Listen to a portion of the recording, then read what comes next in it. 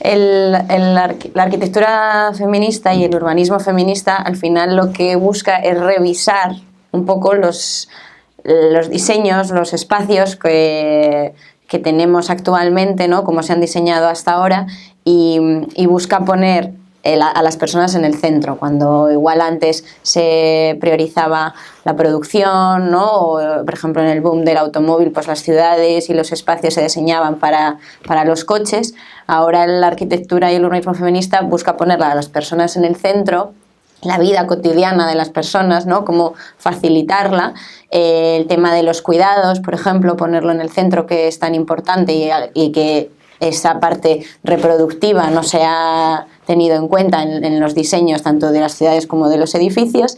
Y al final es como cuestionarse esos espacios que se han diseñado como de manera neutra, que no son neutros para nada, siempre se han tomado unos estándares muy concretos, ¿no? De masculinos, ¿no? De una clase social, de unos estándares que no hay un estándar en la población, ¿no? O sea, las personas somos muy diversas, tenemos necesidades muy diversas, y entonces, claro, el problema pasa esto, que las ciudades y los entornos y los edificios donde vivimos muchas veces no responden a esas necesidades. Entonces busca responder a ellas y tener como diseñar para todas las personas, ¿no? Y para facilitar esa vida que se tiene que poner en el centro.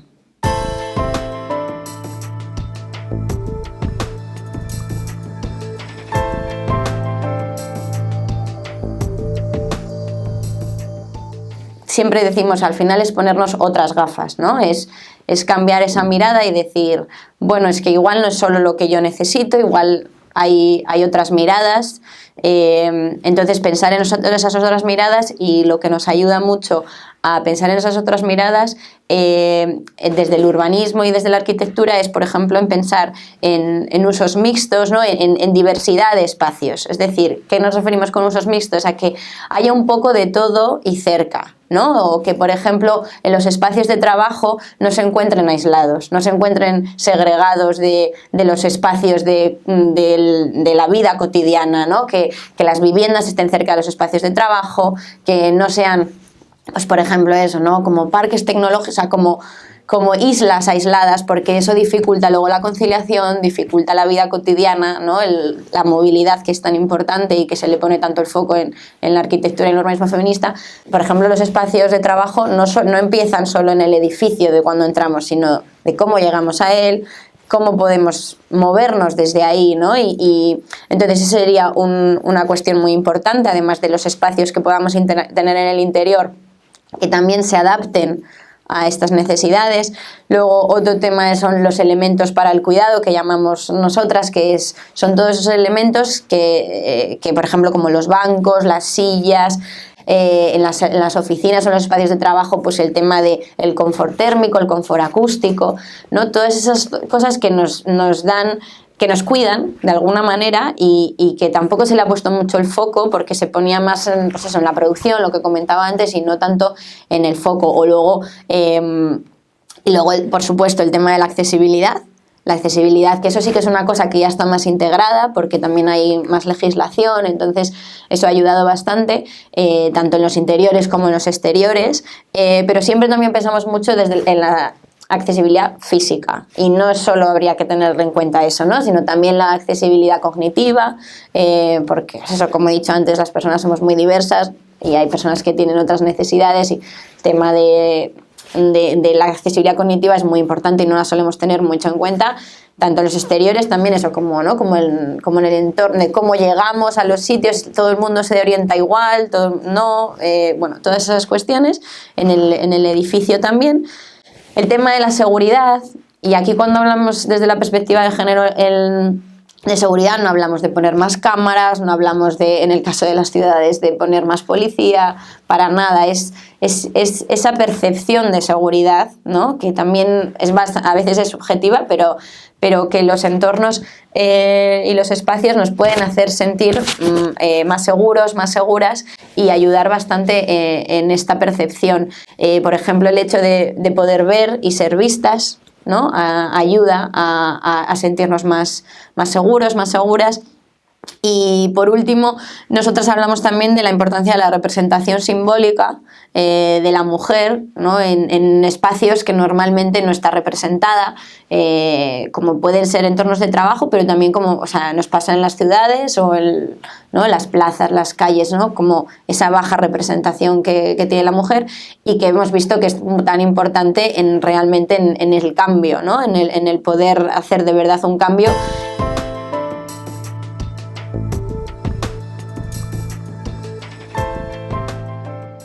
Creo que es muy importante el tema de cómo la conexión de los espacios de trabajo con la vida de las personas. Siempre que se pueda, lo más posible, pues garantizar un acceso con transporte público, un acceso peatonal, ¿no? Porque al final siempre se le ha dado mucha prioridad al coche. Que los espacios de trabajo sean también adaptables, eso, a todos los cuerpos, a todas esas necesidades que muchas veces no se han tenido en cuenta, bueno, la mayor parte de las veces. Y claro, ¿cómo hacemos esto? Yo recomendaría sobre todo desde la participación.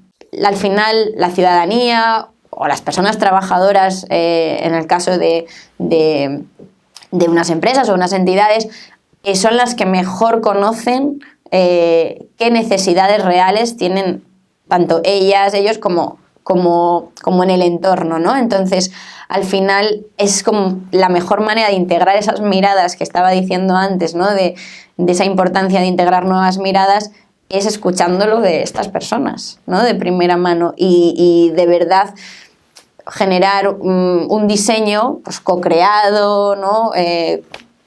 Colectivamente.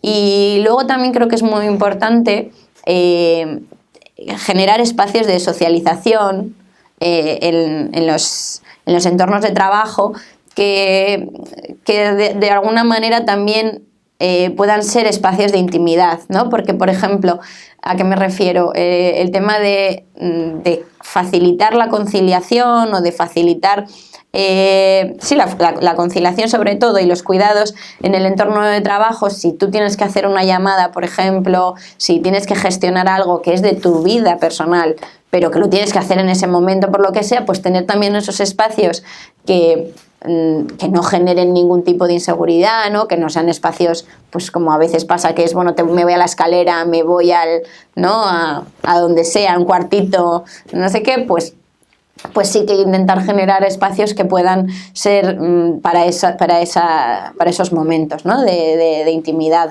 además de socializar con el entorno.